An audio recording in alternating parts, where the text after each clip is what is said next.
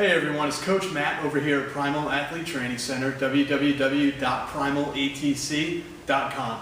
Answering a Facebook question today that was left on my page from Nick Andre. And Nick has asked some questions before, but he has a really good one here. And again, it's that time of year. It's the time of year where we're dealing with a lot of athletes are just coming back after having 6 or 7 months off for their summer and their fall season. We're also dealing with a lot of new athletes who are just starting to do track for the first time.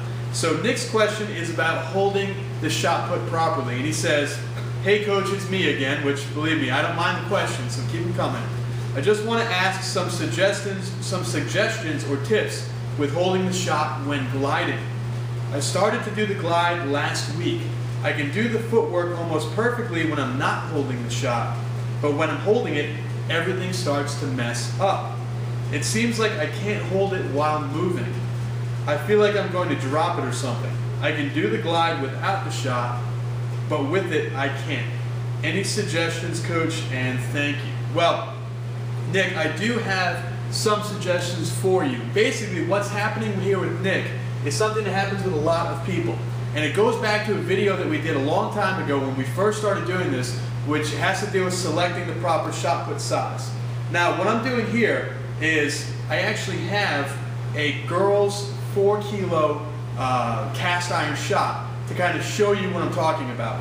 First things first, you need to find a shot that's going to fit your hand. And the way you do this is you need a shot that's big enough so that you can comfortably get all of your fingers behind it, but small enough where it still fits underneath your neck in the proper position.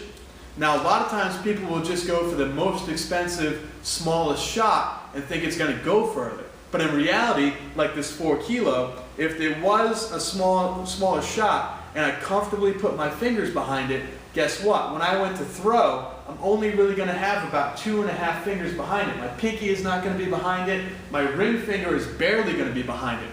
I should use a shot that is a little bit bigger so that all my fingers fit behind it. So it's going to take some playing around. Normally, a cast iron shot put is going to be a good average. You may have to go a little bit smaller or a little bit bigger than that, depending on how big of a hand you have and depending on how long your neck is. Now, the way that this doesn't work out is if you have really, really big hands and no neck, you're kind of screwed. You're going to have to find something in the middle, adjust your fingers a little bit better so that you can get them behind it. Now, the other thing that's happening is that when you properly have the shot in your hand and you have your fingers behind it, the thumb should be supporting it on the side. Well, as you put it up against your neck and lift your elbow, get that elbow high in the air, you see what happens. Now your thumb is underneath it. It's the same way when you push at the end.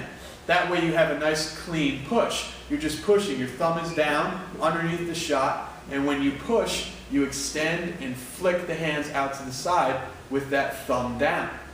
Well, what happens when you have the shot put this way, and then you go to get down in the glide position, you no longer have anything underneath the shot. You've turned yourself to get face down, and when that happens, well, now you have nothing up against, or nothing underneath that shot to support it. So you're going from having your thumb underneath it and your fingers behind it to having your thumb on the side and your fingers on top. So you very easily could just let that thing slip right out of your hand.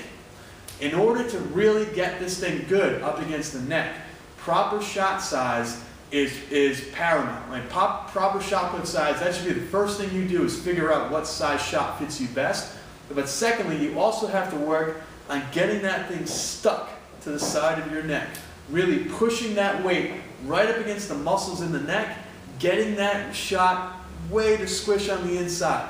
That way when you go and you put your head down and you get ready to throw, well, now the shot's not going to slip out. You're actively pushing that shot up against you. The error happens where people instead, they put their arm underneath the shot put like this.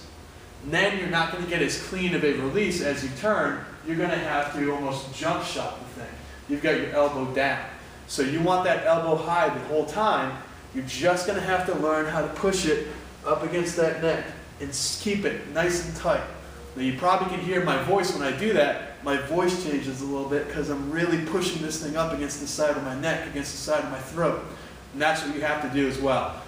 Thankfully, shot put is a very quick event. It's only going to be up against your neck like that for a few seconds, and it's not going to hurt you or do any harm to you. You really just have to get used to pushing that ball up nice and tight against your neck and get used to that feeling. Get used to that position. Make it a habit. Make it comfortable for yourself.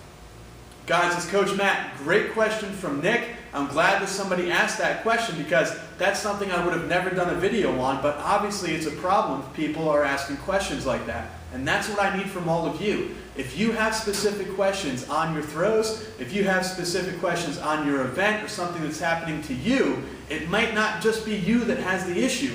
People all over the world might be having the same problem and the same troubles as you. So make sure you go to our Facebook page, or you go to our website, or you go to our YouTube channel and leave your questions in the comment sections. That way I'll get them, answer them here on video, and you'll be helping thousands of throwers throughout the world that watch these videos and are in need of help to get themselves to the next level.